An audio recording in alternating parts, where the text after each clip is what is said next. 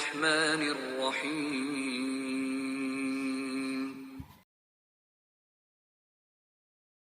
Atas limpah rahmat taufik hidayahnya, sehingga pada malam hari ini kita masih bisa berkumpul di tempat yang mulia ini dalam keadaan sehat walafiat. Salawat dan salam marilah kita haturkan kepada junjungan Nabi kita Baginda Agung Muhammad sallallahu alaihi wasallam, beserta keluarganya, sahabatnya dan umatnya yang mudah-mudahan kita semuanya berkah syafaat yang mulia. Amin ya rabbal alamin. Hadirin yang dimuliakan Allah Subhanahu wa taala, malam ini kajian kita masih membahas tentang fikih ibadah, yaitu pada bab haji dan umrah. Mungkin nanti ada sesi tanya jawab oleh jamaah. Insyaallah kajiannya akan disampaikan oleh guru kita Ustaz Ahmad Arifuddin Al-Sik. Kepada beliau kami persilakan. Assalamualaikum warahmatullahi wabarakatuh.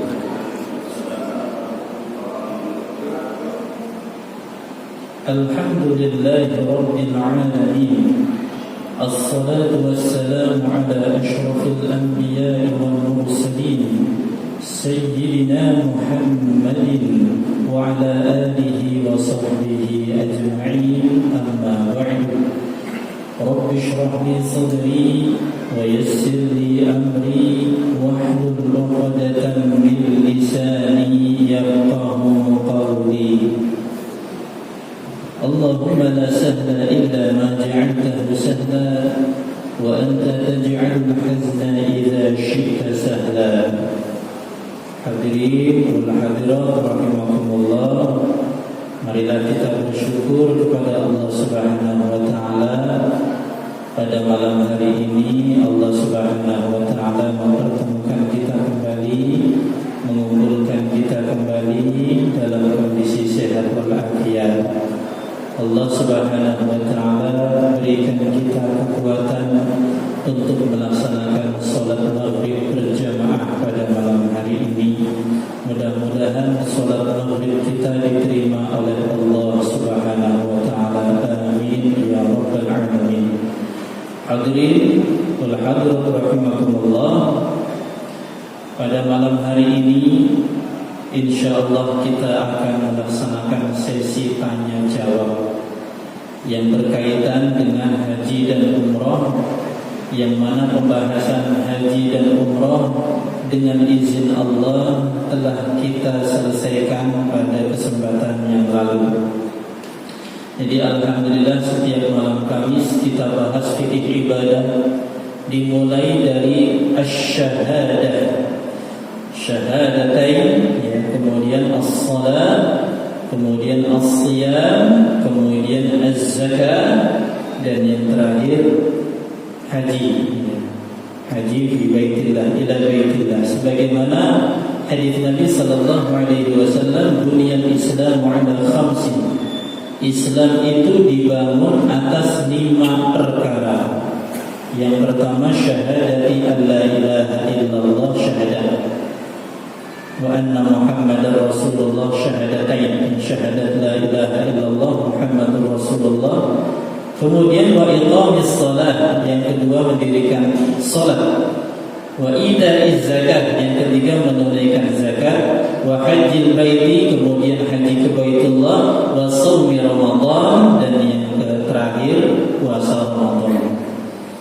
Maka dari itu alhamdulillah telah kita selesaikan pembahasan masing-masing rukun Islam ini, dan pembahasan rukun Islam yang kelima tentang haji juga telah kita selesaikan pada kesempatan yang lalu. Mungkin ada yang kurang jelas, maka kami persilakan pada malam hari ini untuk bertanya, karena memang sesi-sesi sebelumnya begitu selesai pembahasan belum sempat tanya jawab, sudah masuk waktu salat Isya, ya. Maka barangkali ada yang ingin ditanyakan, maka kami persilakan untuk bertanya pada malam hari ini. Monggo silakan.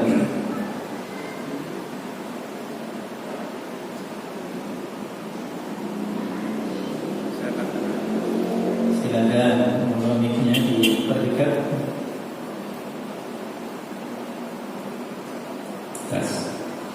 Assalamualaikum warahmatullahi wabarakatuh. Waalaikumsalam warahmatullahi wabarakatuh.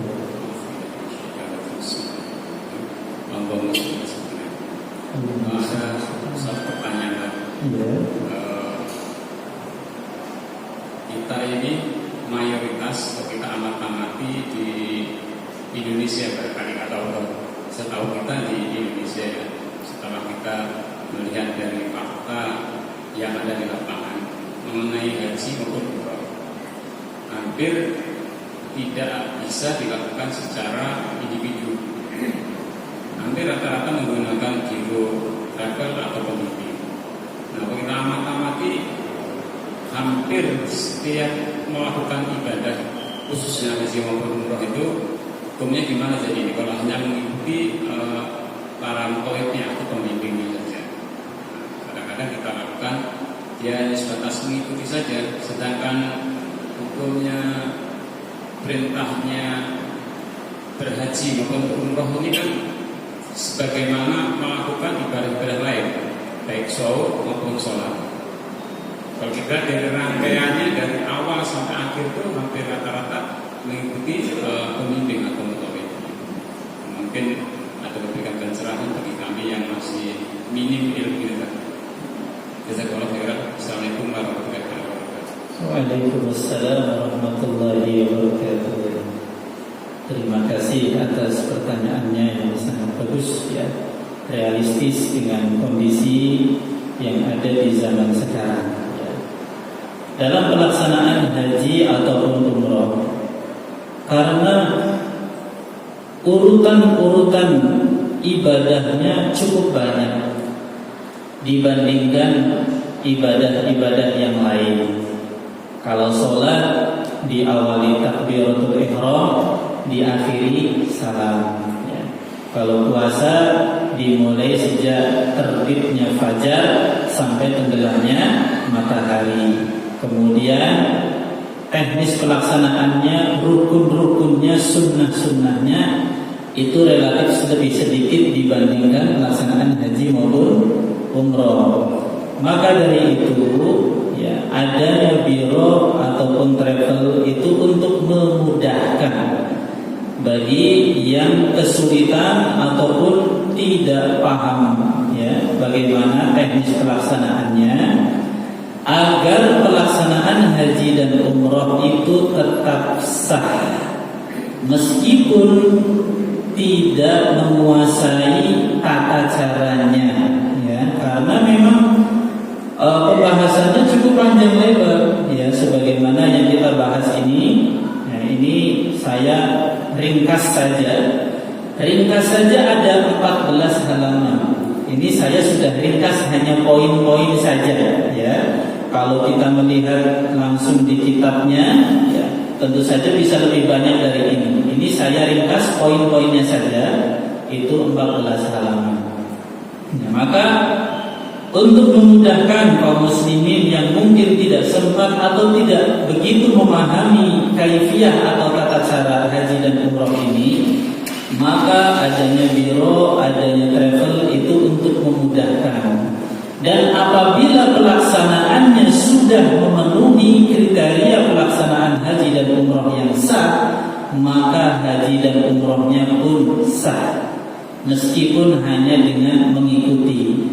Dan ini merupakan tanggung jawab besar ya bagi perusahaan travel maupun biro untuk menyiapkan para mutawif yang handal, yang sangat menguasai masalah haji dan umroh ini, karena mereka akan menjadi pemandu ya, penuntun para jamaah dalam melaksanakan haji dan umroh.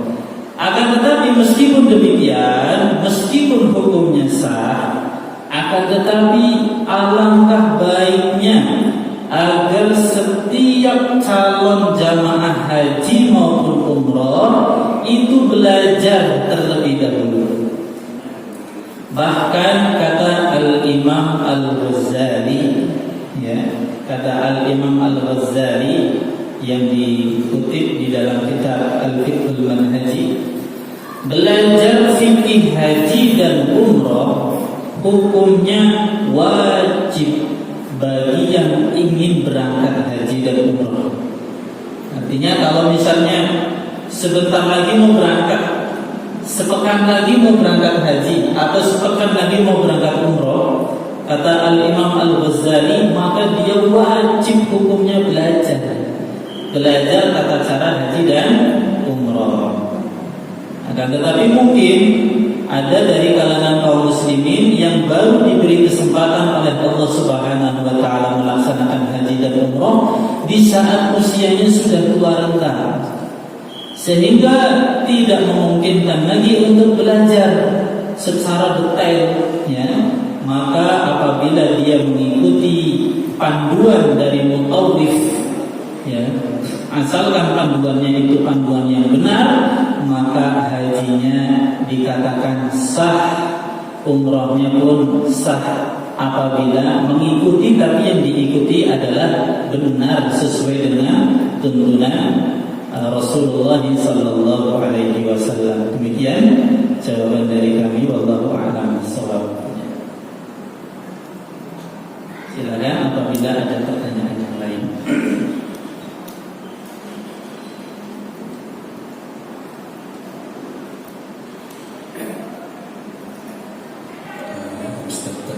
Di dalam bentuk melaksanakan haji itu kan ada 3 ya, Ustaz. Ada ifrad, tamattu, dan qiran. Iya. Kemarin yang sudah dijelaskan prosesnya itu tamattu. Namun alangkah baiknya kalau bisa sedikit dirangkumkan. Baik. Sebelumnya kita akan tampilkan dulu skemanya, ya. Skema haji tamattu. Jadi dalam melaksanakan ibadah haji itu ada 3 cara, ya. Sebagaimana tadi kita lihat, ya, ada 3 cara, ya. Niat ihram ada 3 cara. Yang pertama, niat haji saja. Artinya setelah selesai haji, dia kembali ke perbatasan kota Makkah dan kembali melakukan ihram untuk menunaikan umrah. Cara ini disebut dengan ifrad. Caranya namanya cara apa? Ifrad.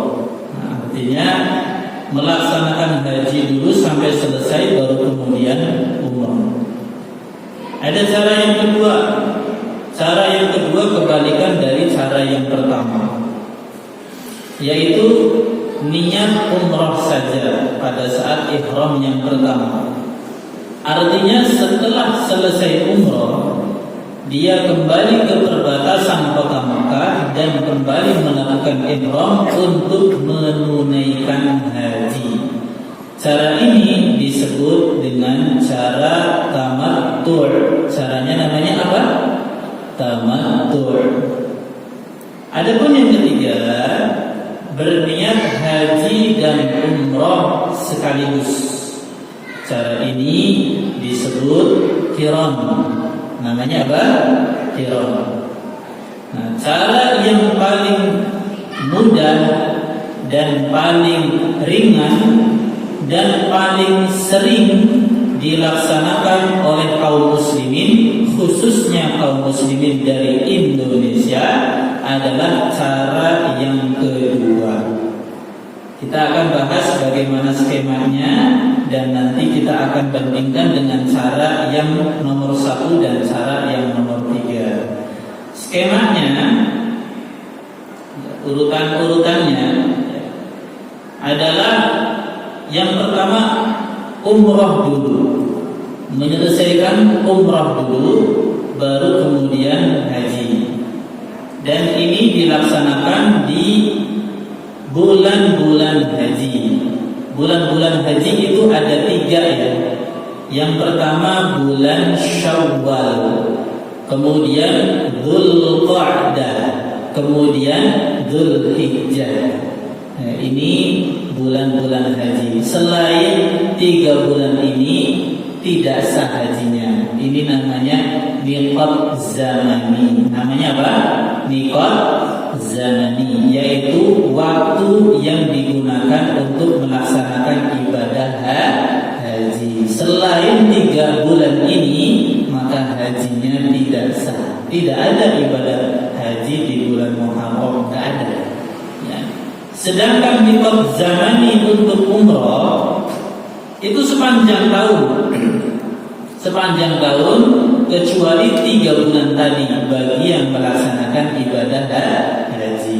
Nah, maka kemudian di bulan-bulan haji ini, Syawal, Dzulqa'dah dan Dzulhijjah ini kaum muslimin dari Indonesia mereka berangkat menuju ke Saudi Arabia untuk melaksanakan ibadah haji. Hanya saja ada yang berangkatnya di bulan Syawal, ada yang Syawal awal berangkat, ada yang Syawal pertengahan berangkat, ada yang Syawal akhir baru berangkat. Gitu ya. Ada yang Dzulqa'dah awal berangkat, ada yang Dzulqa'dah pertengahan berangkat, ada yang Dzulqa'dah akhir baru berangkat, bahkan ada yang awal Dzulhijjah baru berangkat. Terus di sana ngapain? Ya di sana sebelum tanggal 8 Dzulhijjah kegiatannya adalah umrah dulu. Ya, jadi tidak langsung melaksanakan ibadah haji, karena ibadah haji rukun-rukunnya dimulai tanggal 8 Dzulhijjah. Tanggal berapa? 8 Dzulhijjah yang dikenal sebagai hari Tarbiyah. Ya, tanggal 9-nya namanya hari Arafah, ya. Nah, nanti setelahnya tanggal 8. Artinya jamaah haji dari Indonesia yang berangkat di bulan Syawal, di bulan Dzulqa'dah sampai sana umrah dulu. Baru setelah umrah kemudian santai dulu, ya, itulah yang disebut sebagai tamattu'. Ya, santai dulu sambil menunggu tanggal 8 Dzulhijjah. Ya. Jadi antara selesai umrah dengan tanggal 8 Dzulhijjah itu hari bebas. Dalam artian bukan dalam kondisi ihram. Jadi boleh melepas kain ihramnya, boleh memakai baju biasa dan melaksanakan hal-hal yang dilarang saat ihram. Kita baca dulu skemanya. Sesampai di Saudi Arabia, biasanya di Madinah terlebih dahulu selama 8 sampai 9 hari. Ya, untuk melaksanakan sholat fardu berjamaah di sana. Ya, kalau 8 hari berarti 8 kali 5 berapa? 40 rakaat. Ya, 40 sholat. Ya, 40 sholat. Ya. Dalam sebuah hadis disebutkan barang siapa yang sholat 40 kali di masjid secara berjamaah, maka dia terhindar dari kemunafikan.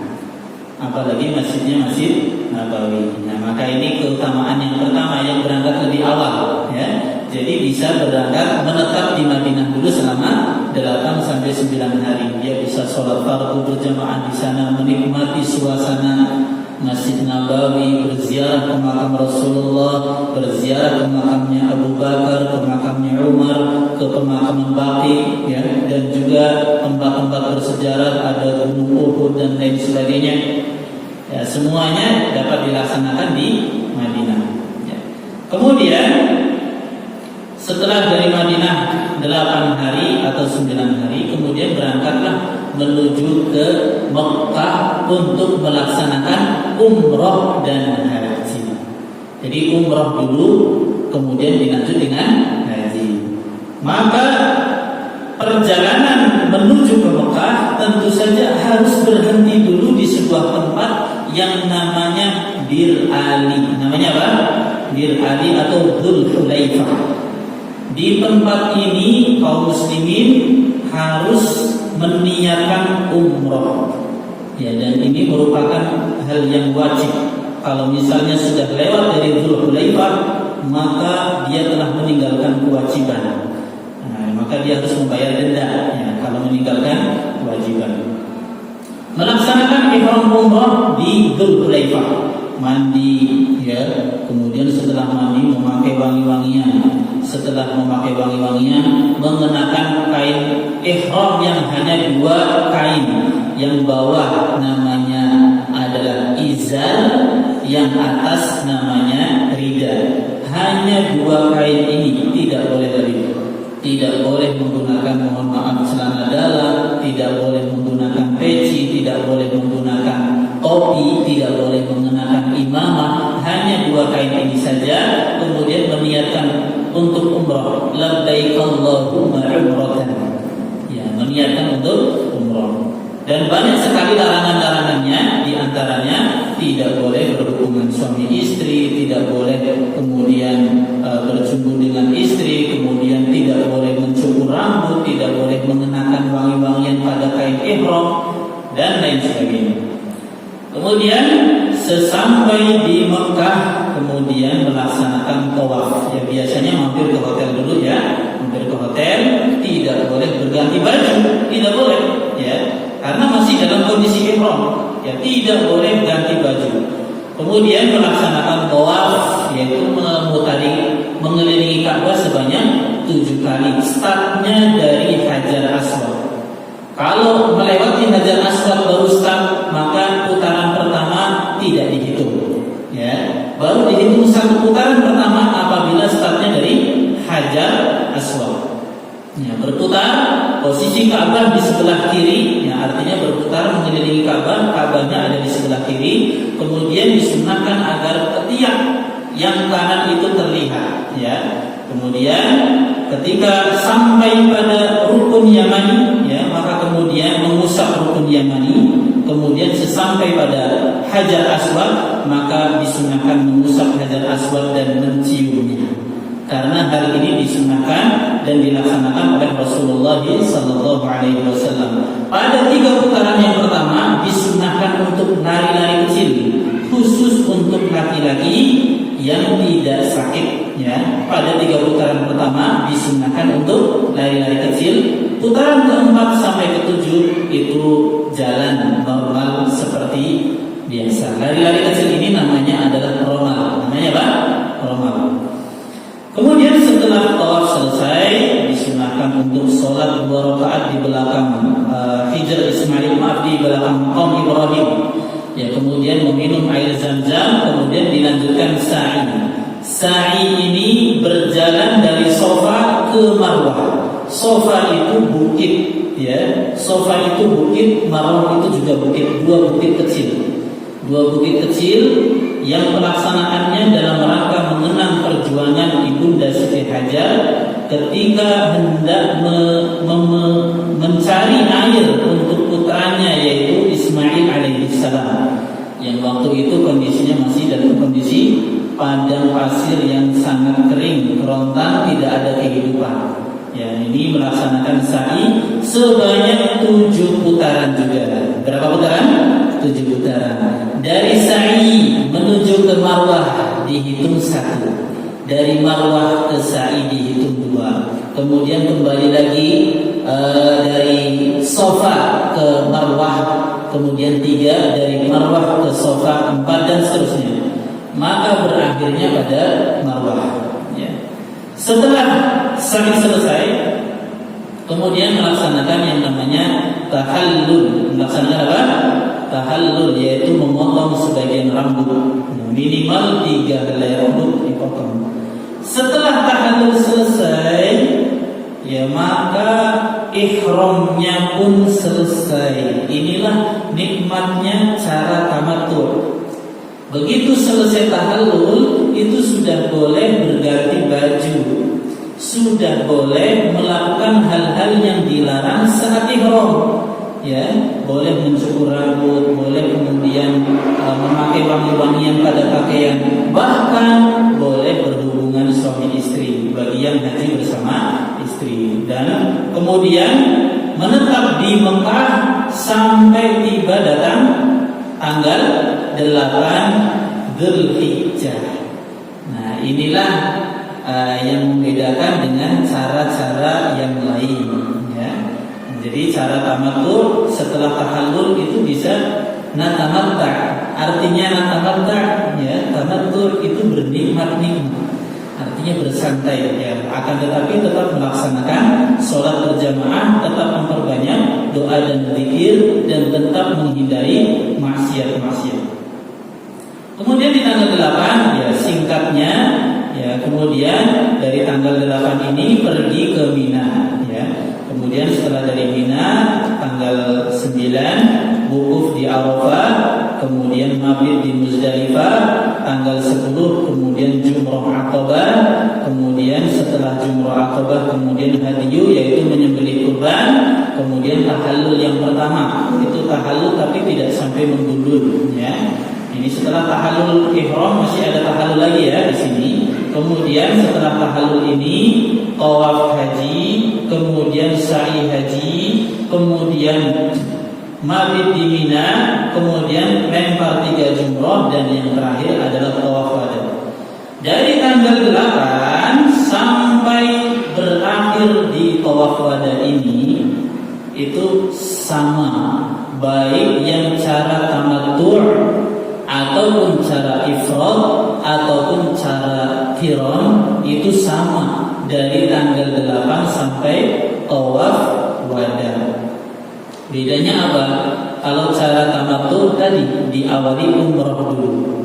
Ya, diawali umrah dulu, kemudian selesai umrah masih bisa melepas pakaian ihram berganti dengan baju biasa. Inilah kenapa disebut sebagai tamattu, karena cara ini sangat nikmat.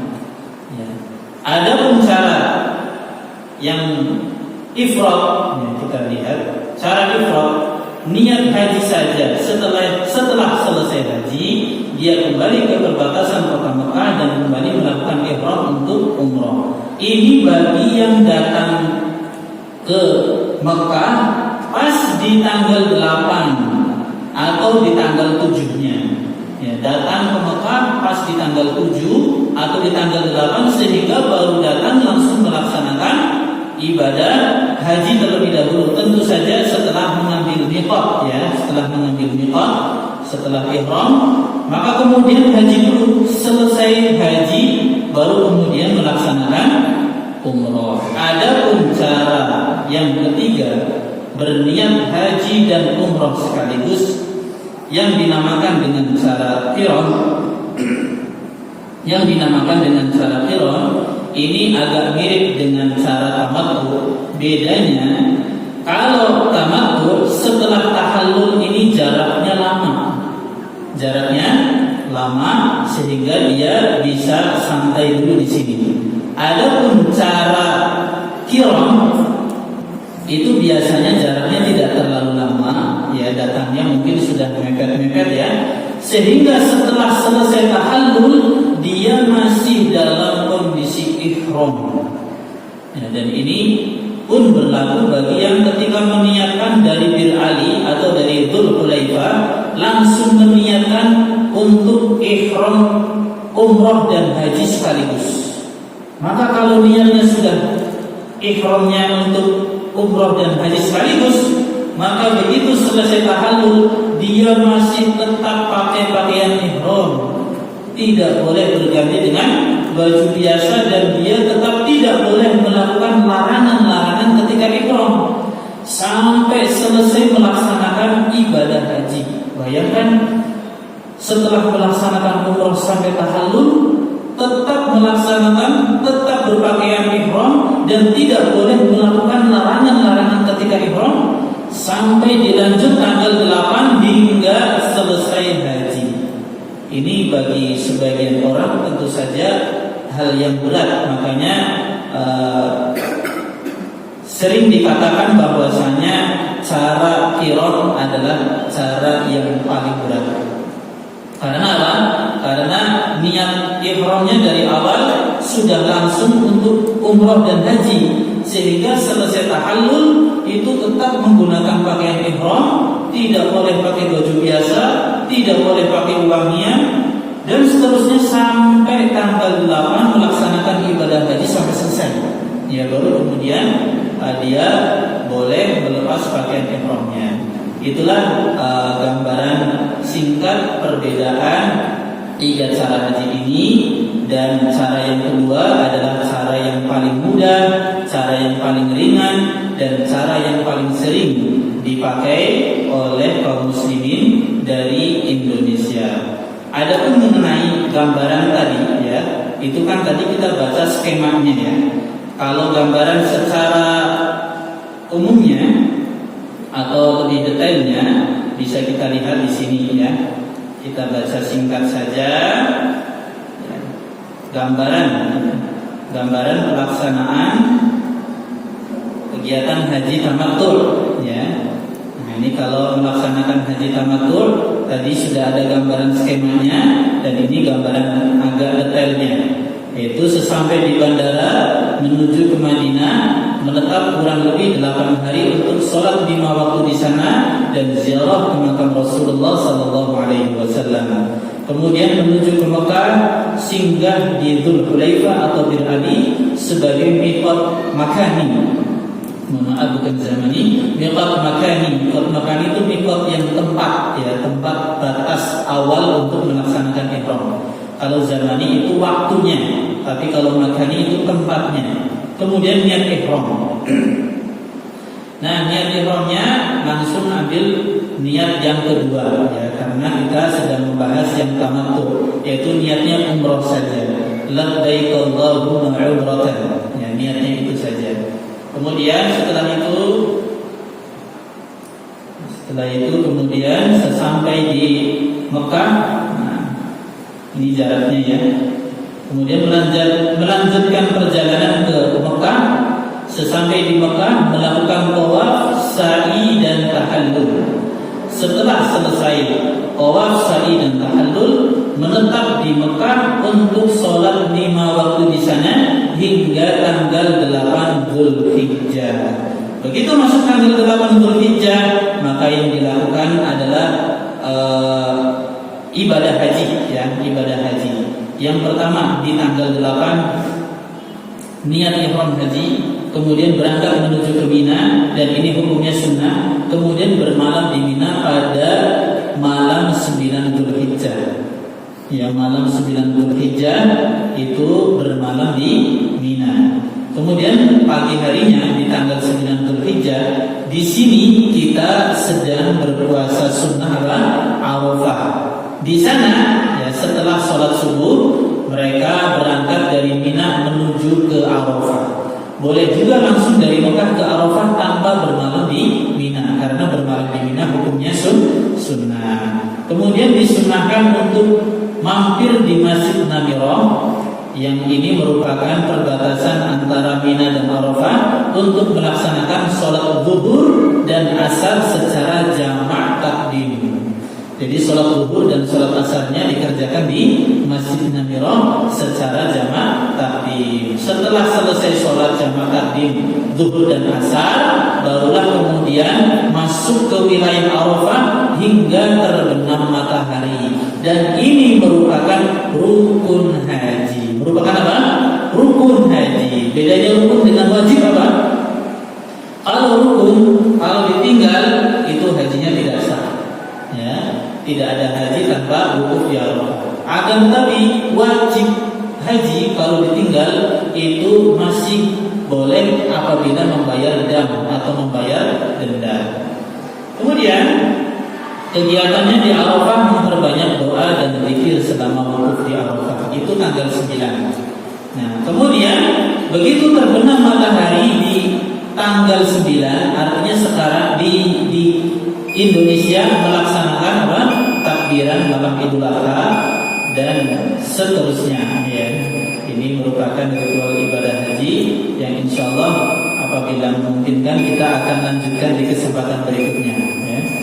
Ini gambaran perbedaan antara cara tamattu, ifrad dan qiran. Dan itu yang barusan kita bahas ini merupakan gambaran umum pelaksanaan ibadah haji. Insyaallah file ini akan di-share ya. Mudah-mudahan bisa membaca semuanya, dan apabila ada yang ingin ditanyakan boleh ditanyakan kapan saja secara online pun boleh. Ya, sementara kita tutup dulu karena sudah masuk waktu sholat Isya. Subhanakallahumma wa bihamdika asyhadu an la ilaha illa anta astaghfiruka wa atubu ilaik. Wassalamualaikum warahmatullahi wabarakatuh.